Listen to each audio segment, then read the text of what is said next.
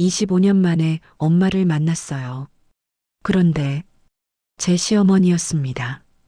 5년 동안 매일 봤어요.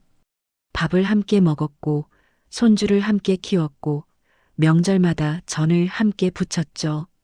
전 그분을 어머니라고 불렀어요. 그분은 절 며느리라고 부르셨고요. 하지만 진실은 달랐어요. 그분은 절 버린 엄마였습니다. 아니, 절 지키기 위해 떠난 엄마였죠. 왜 말하지 않으셨을까요? 5년 동안 단 한 번도. 아니, 어쩌면 저도 알고 있었는지 몰라요. 그 눈빛이, 절 보는 그 눈빛이 너무나 익숙했으니까요. 1998년 가을, 지수가 7살이었던 그 해, 세상은 IMF로 떠들썩했고, 지수의 집은 매일 밤 아버지의 고함 소리로 떠들썩했다. 도대체 언제까지 이럴 거냐는 아버지의 목소리, 쾅 하고 뒤집어지는 밥상 소리, 그리고 엄마의 낮은 흐느낌. 어린 지수는 방구석에서 무릎을 끌어안고 귀를 막았다. 그날 밤 엄마는 지수의 이마에 마지막 입맞춤을 했다. 지수는 잠든 척했다. 엄마의 눈물이 자신의 볼에 떨어지는 것을 느끼면서도 눈을 뜨지 않았다. 하지만 그 다음 날 아침 엄마는 없었다. 엄마가 어디 갔냐는 지수의 물음에 식탁에 혼자 앉은 아버지는 대답하지 않았다. 그는 그저 텅 빈 국그릇을 바라보고 있을 뿐이었다. 엄마는 이제 안 온다고, 우리 없이도 행복한가 보다고 그가 말했다. 그날 이후 지수는 엄마를 기다리는 것을 멈췄다. 학교 운동회 날 다른 아이들이 엄마 손을 잡고 웃으며 달려갈 때 지수는 혼자 도시락을 먹었다. 초등학교 졸업식 날 친구들이 엄마와 사진을 찍을 때 지수는 화장실에 숨어서 울었다. 시간은 흘렀고 지수는 자랐다. 엄마 없이 엄마가 남긴 상처와 함께 25살이 된 지수는 친구에게 말했다. 자신은 절대 결혼하지 않겠다고, 엄마처럼 누군가를 버리고 싶지도 않고 버려지고 싶지도 않다고. 하지만 운명은 비웃듯이 이듬해 지수는 준호를 만났다. 2020년 봄 지수는 처음으로 시어머니를 만났다. 준호의 손을 꼭 잡고 떨리는 목소리로 인사를 건넸다. 시어머니는 이명자는 잠시 굳은 표정으로 지수를 바라보았다. 그 시선이 너무 강렬해서 지수는 눈을 내리깔았다. 이명자의 목소리는 떨리고 있었다. 어서 오라고 그녀가 말했다. 준호는 눈치채지 못했지만 지수는 느꼈다. 시어머니가 자신을 보는 눈빛이 너무 슬퍼 보인다고. 괜찮으냐고 묻는 지수에게 이명자는 억지로 웃음을 지으며 너무 기뻐서 그렇다고 대답했다. 그녀의 손은 차갑고 떨리고 있었다. 결혼 준비는 순조로웠다. 이명자는 매사에 지수의 의견을 물었고 지수가 원하는 대로 다 해줬다. 결혼식 하객 명단을 정할 때 이명자는 조심스럽게 물었다. 친정 쪽 하객이 좀 적은 것 같은데 괜찮냐고. 지수는 쓴웃음을 지으며 엄마가 어렸을 때 돌아가셔서 그렇다고 대답했다. 거짓말이었다. 엄마는 죽은 게 아니라 떠난 것이었지만 이명자는 잠시 아무 말도 하지 않았다. 그저 지수의 손을 꼭 잡았을 뿐이었다. 그 소나기의 힘이 너무 강해서 지수는 조금 아팠다. 결혼식 날 이명자가 지수의 면사포를 정리해 주었는데 그 손길이 너무 떨려서 면사포가 제대로 정리되지 않았다. 그리고 그녀의 눈에서 눈물이 흘러내렸다. 당황한 지수가 왜 우냐고 묻자 이명자는 그냥 너무 아름다워서 그렇다고, 우리 딸, 아니 우리 며느리가 너무 예뻐서 그렇다고 말했다. 결혼식장 뒤편에서는 지수의 아버지가 멀리서 식을 지켜보고 있었다. 그는 신부 대기실에서 나오는 이명자를 보았고 얼어붙었다. 순이야라고 그가 나지막이 불렀다. 하지만 이명자는 고개를 저었다. 그리고 손가락을 입술에 갖다 댔다. 제발 말하지 말아달라는 표정으로. 지수의 아버지는 고개를 끄덕이고 돌아섰다. 결혼 생활은 평화로웠다. 준호는 좋은 남편이었고 이명자는 지수가 평생 꿈꿔왔던 엄마 그 자체였다. 첫 명절, 이명자는 지수와 함께 전을 부쳤다. 그리고 물었다. 지수는 시금치나물을 좋아하지 않냐고. 어떻게 아냐고 묻는 지수에게 이명자는 당황한 표정으로 준호한테 들었다고 얼버무렸다. 하지만 준호는 그런 말을 한 적이 없었다. 준호도 몰랐던 지수의 작은 취향들을 이명자는 너무나 정확하게 알고 있었다. 작은 위화감들이 쌓여갔다. 하지만 지수는 기쁘기만 했다. 시어머니가 자신을 이렇게 세심하게 챙겨준다는 것이, 마치 친엄마처럼 대해준다는 것이. 2021년 가을, 지수는 임신 소식을 전했다. 이명자는 지수를 끌어안고 흐느꼈다. 왜 우냐고 묻는 지수에게 이명자는 너무 기뻐서 그런다고, 내가 엄마가 된다니 그렇다고 대답했다. 하지만 이명자가 우는 진짜 이유는 따로 있었다. 자신이 떠나갔던 딸이 이제 엄마가 된다는 것, 그 딸에게 자신은 시어머니로만 존재할 수밖에 없다는 것. 2022년 봄 딸이 태어났다. 이명자는 병원 신생아실 유리창 너머로 손녀를 보았다. 아기는 꼭 어린 시절 지수를 닮아 있었다. 지수 닮았다고 그녀가 중얼거렸다. 25년 전 자신이 안고 떠나지 못했던 딸, 그 딸이 이제 엄마가 되어 자신의 아기를 안고 있었다. 아기 돌잔치 날, 이명자는 손녀를 안고 멀리서 지수를 바라보았다. 지수는 행복해 보였다. 잘 컸구나, 우리 지수라고 이명자가 중얼거렸다. 아무도 그 말을 듣지 못했다. 지수가 무심코 말했다. 어머니가 진짜 친엄마 같다고. 그 한마디에 이명자의 숟가락이 덜컹 소리를 내며 떨어졌다. 지수야 라고 그녀가 불렀다. 하지만 이명자는 아무것도 아니라고, 고맙다고, 그렇게 생각해줘서 고맙다고만 말했다. 2024년 추석, 이명자가 돌아가기 3개월 전이었다. 지수가 걱정스러운 목소리로 말했다. 어머니 얼굴이 많이 안 좋으시니 병원에 가보시라고. 이명자는 괜찮다고, 그냥 나이 먹어서 그런 거라고 대답했다. 하지만 괜찮지 않았다. 췌장암 말기였다. 의사는 6개월이라고 했지만 이명자는 더 짧을 거라는 것을 느끼고 있었다. 조금만 더 지수 곁에 있고 싶다고 그녀는 생각했다. 식사 후 이명자는 지수를 불러 단둘이 이야기했다. 지수야, 넌 정말 훌륭한 엄마야. 넌 내가 생각하는 것보다 훨씬 강하고 대단한 사람이야. 지수는 어머니가 더 훌륭하다고 대답했다. 이명자는 지수의 머리를 쓰다듬었다. 25년 전에도 이렇게 쓰다듬어 주고 싶었다고 그녀는 생각했다. 고맙다고, 그리고 미안하다고 이명자가 말했다. 그날 밤 이명자는 일기장에 썼다. 이제 정말 말해야 할까, 지수에게 진실을. 하지만 지수가 자신을 용서할 수 있을까? 아니, 용서 같은 건 바라지 않는다고, 그냥 지수가 상처받지 않았으면 좋겠다고, 이 진실이 지수를 다시 아프게 하지 않았으면 좋겠다고, 그래서 그냥 이대로 가려고, 시어머니로, 그것만으로도 자신은 충분히 행복했으니까.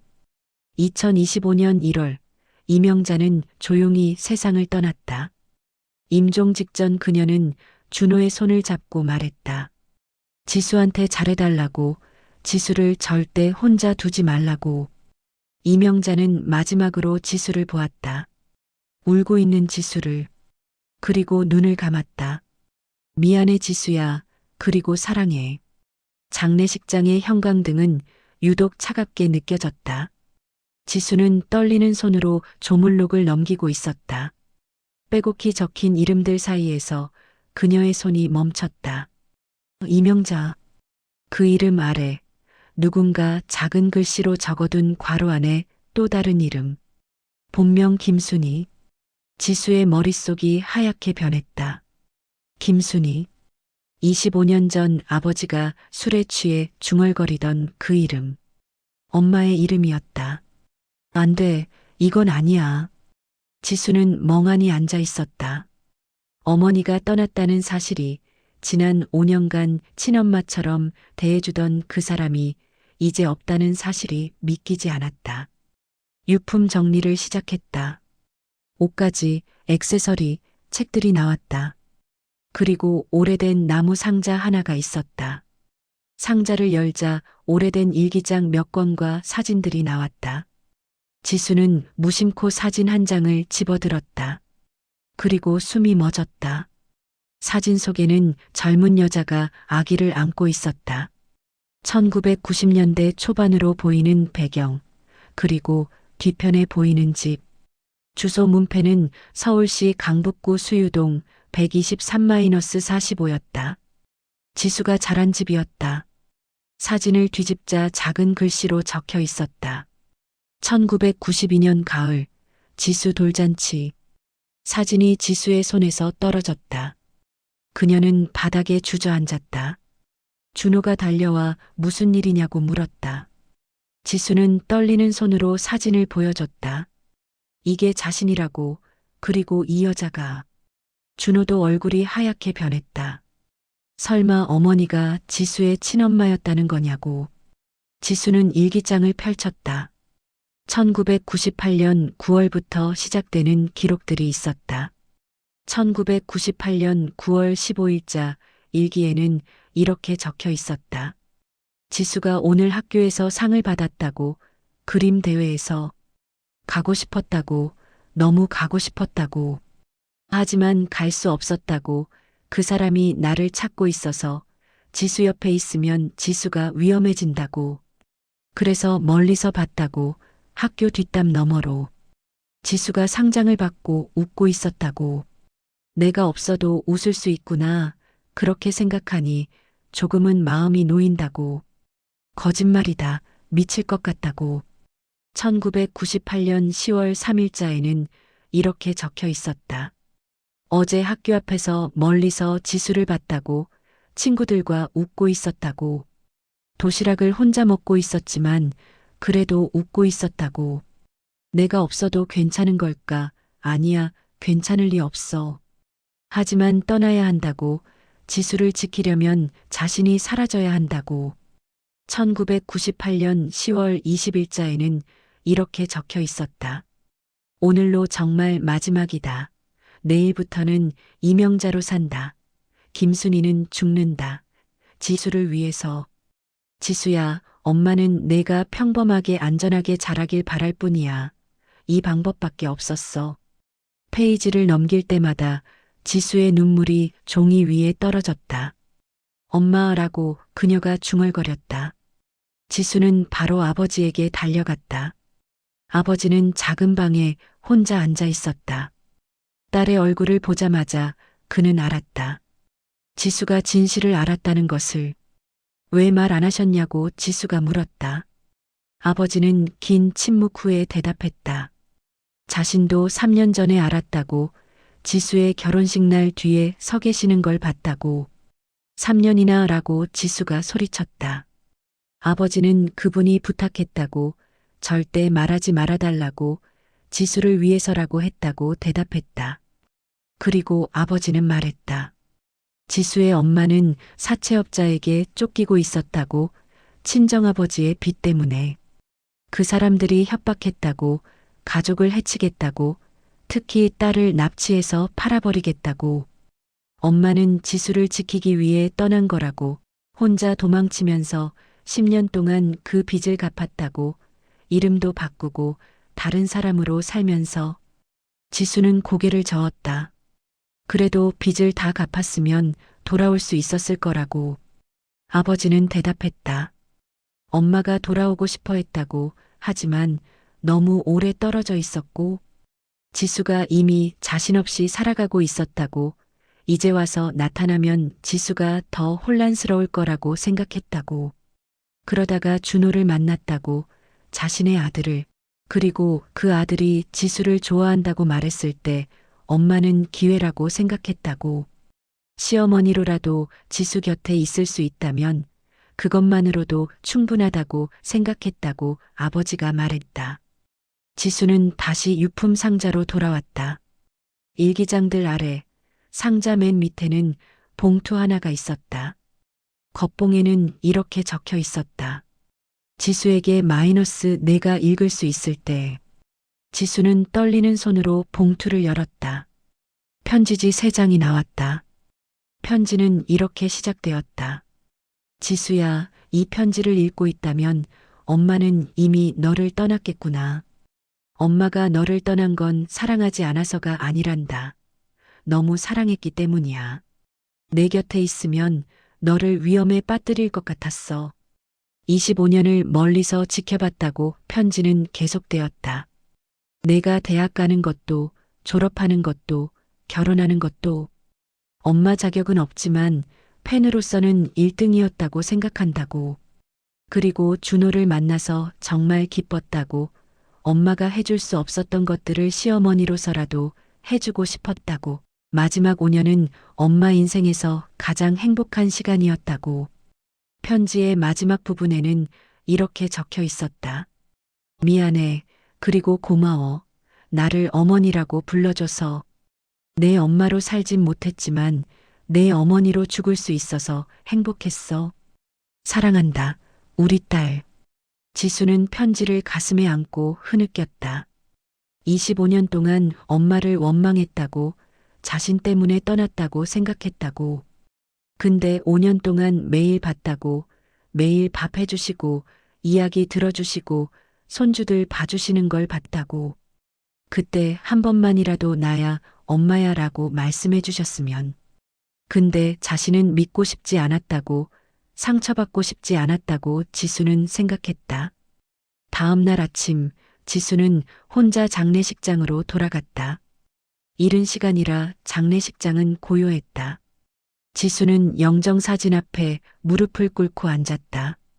지수는 영정사진을 바라보며 말하기 시작했다. 어머니, 아니 엄마 왜 말 안 하셨어요? 전 25년 동안 엄마를 원망했어요. 저 때문에 떠났다고 생각했어요. 근데 5년 동안 매일 봤잖아요. 그때 한 번만이라도 나야 엄마야 라고 말씀해 주셨으면. 아니 어쩌면 저도 알았을지 몰라요. 어머니 눈빛이, 저를 보는 그 눈빛이 다른 며느리 보는 눈빛과는 달랐으니까. 근데 전 믿고 싶지 않았어요. 상처받고 싶지 않았어요. 지수의 목소리가 떨렸다. 이제야 알았어요. 엄마는 한 번도 절 떠난 적이 없었다는 걸. 그냥 멀리서 지켜보다가 기회가 생겼을 때 돌아온 거였네요. 가장 완벽한 방법으로. 엄마, 5년이라도 함께 있어줘서 고마워요. 시어머니로라도 제 곁에 와줘서, 제가 엄마라고 부를 수 있게 해줘서. 이제 알았어요. 엄마가 얼마나 저를 사랑했는지. 지수는 영정사진 앞에 엎드려 울었다. 얼마나 울었을까. 어느새 밖이 환해지고 있었다. 조문객들이 하나둘 들어오기 시작했다. 지수는 눈물을 닦고 일어섰다. 그날 밤 지수는 지난 5년을 다시 떠올렸다. 모든 순간들이 이제는 다른 의미로 다가왔다. 결혼식 날 면사포를 정리해주며 울던 시어머니의 눈물은 25년 만에 가까이서 딸을 본 엄마의 눈물이었다. 첫 명절에 시금치나물을 좋아하지 않냐고 물었던 그 질문은 엄마가 어린 지수가 매일 먹던 반찬을 기억하고 있었기 때문이었다. 임신 소식을 전했을 때 끌어안으며 흐느끼던 모습, 자신이 떠나갔던 딸이 이제 엄마가 된다는 기쁨과 아픔이 함께 밀려왔던 것이다. 아기 돌잔치 때 멀리서 아이를 바라보던 그 눈빛은 할머니가 아니라 외할머니의, 아니 엄마의 눈빛이었다. 마지막 명절에 했던 말. 지수야, 넌 정말 훌륭한 엄마야. 넌 내가 생각하는 것보다 훨씬 강하고 대단한 사람이야. 그때 이명자는 이미 알고 있었던 것이다. 자신에게 남은 시간이 얼마 없다는 것을, 그리고 곧 딸을 다시 떠나야 한다는 것을. 지수는 깨달았다. 엄마는 한 번도 자신을 떠난 적이 없었다는 것을. 그저 멀리서 지켜보다가 기회가 생겼을 때 가장 완벽한 방법으로 돌아온 것이었다. 시어머니라는 이름으로. 장례를 치르고 한 달이 지났다. 지수는 이명자의 사진을 제대로 된 액자에 넣어 거실에 걸었다. 아니, 두 개의 사진을 나란히 걸었다. 하나는 젊은 시절 김순희의 사진, 다른 하나는 시어머니 시절 이명자의 사진. 준호가 물었다. 이제 어떻게 부를 거냐고. 어머니냐 엄마냐고. 지수는 잠시 생각하다가 대답했다. 둘 다라고. 엄마는 김순희이자 이명자였다고, 자신의 엄마이자 시어머니였다고, 그 모든 것이 엄마였다고. 지수는 이제 이해할 수 있었다. 엄마가 왜 25년을 침묵했는지, 왜 시어머니로만 남으려 했는지. 그건 지수를 지키기 위한 마지막 사랑이었다. 진실을 말했을 때 지수가 받을 상처를, 혼란을, 고통을 엄마는 모두 알고 있었던 것이다. 그래서 차라리 침묵을 택한 것이다. 그저 곁에 있는 것만으로 만족하며. 어느 날 저녁 지수는 5살 된 딸을 무릎에 앉히고 이야기를 들려주기 시작했다. 옛날에 한 엄마가 있었는데 딸을 너무너무 사랑했다고. 그런데 나쁜 사람들이 딸을 해치려고 해서 엄마는 딸을 지키기 위해 떠나야 했다고. 엄마는 멀리서 딸을 지켜봤고, 그리고 아주 특별한 방법으로 딸 곁에 돌아왔다고. 딸의 시어머니가 된 거라고. 아이가 물었다. 그래서 딸은 엄마를 용서했어요? 지수는 미소 지으며 대답했다. 용서보다 더 큰 걸 했다고, 이해했다고. 엄마의 사랑을 이해했다고. 그리고 덧붙였다. 그 딸은 지금 엄마가 됐어. 너의 엄마. 그래서 이제 알아. 엄마의 마음이. 자식을 지키기 위해서라면 뭐든 할 수 있다는 것. 이듬해 봄 지수는 엄마의 산소를 찾았다. 아버지가 알려준 곳이었다. 이명자는 죽어서도 김순이라는 이름으로 묻히고 싶어 했다고 했다. 본래의 자신으로 돌아가고 싶어 했다고. 지수는 산소 앞에 꽃을 놓고 앉았다. 엄마, 잘 지내세요? 저는 잘 지내요. 아이도 잘 크고 있고, 준호도 저를 잘 돌봐주고 있어요. 걱정 마세요. 바람이 불었다. 따뜻한 봄바람이었다. 지수는 미소 지었다. 엄마, 저 이제 알아요. 엄마가 왜 그렇게 하셨는지, 그리고 그게 얼마나 힘들었을지도. 25년을 멀리서 지켜보는 게 얼마나 아팠을까요? 딸이 울어도 달려가 안아줄 수 없었던 게, 딸이 상 받아도 축하해줄 수 없었던 게, 딸이 결혼해도 엄마 자격으로 축복해줄 수 없었던 게, 그 모든 게 얼마나 아팠을까요? 근데 엄마는 그걸 다 견뎠어요. 저를 지키기 위해서. 매일 저를 보면서도 엄마라고 말하지 못했던 것, 손주를 안으면서도 외할머니라고 말하지 못했던 것, 그 모든 순간들이 얼마나 아팠을까요? 근데 엄마는 참았어요. 저를 위해서.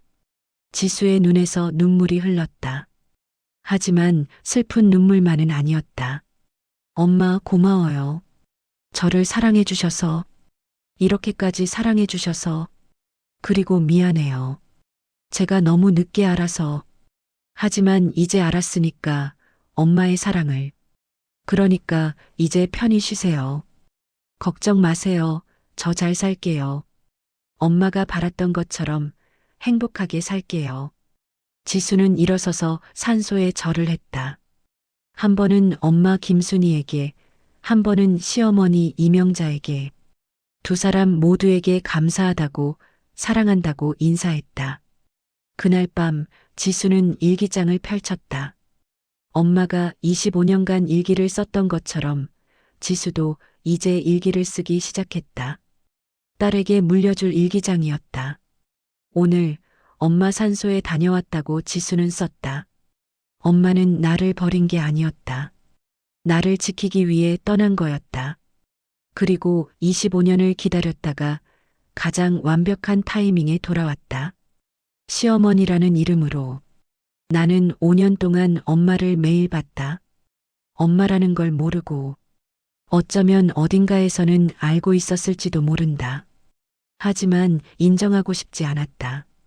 다시 상처받고 싶지 않았으니까. 근데 이제는 안다. 엄마가 얼마나 나를 사랑했는지. 사랑은 때론 떠나는 것이다. 사랑은 때론 침묵하는 것이다. 사랑은 때론 다른 이름으로 돌아오는 것이다. 엄마는 내 엄마이자 시어머니였다. 김순희이자 이명자였다. 그 모든 이름 속에서 엄마는 단 한 번도 나를 사랑하지 않은 적이 없었다. 단 하루도. 그리고 나도 이제 안다. 나도 엄마가 됐으니까. 내 딸을 위해서라면 나도 똑같이 할 것이다. 떠날 수도, 침묵할 수도, 다른 이름으로 살 수도 있다. 그게 딸을 지키는 길이라면. 그게 바로 엄마의 사랑이니까. 지수는 일기장을 덮고 창밖을 바라보았다. 어둠 속에서 별들이 빛나고 있었다. 저 별들 중 하나가 엄마일까 라고 지수는 생각했다. 그리고 미소 지었다. 엄마 사랑해요. 아니, 안녕이 아니다. 엄마는 여전히 여기 있으니까. 지수의 기억 속에, 지수의 마음 속에, 지수가 딸을 사랑하는 모든 순간 속에 엄마는 여전히 살아 있었다. 그리고 그것으로 충분했다. 지수는 딸의 방으로 걸어갔다. 아이는 평화롭게 자고 있었다. 지수는 딸의 이마에 키스했다. 엄마가 25년 전 자신에게 했던 것처럼. 사랑한다, 우리 딸. 그리고 속삭였다. 엄마는 절대 널 떠나지 않을 거야. 어떤 일이 있어도, 어떤 이름으로든 엄마는 항상 내 곁에 있을 거야. 그건 약속이자 기도였다. 엄마로부터 배운 가장 깊은 사랑의 형태였다.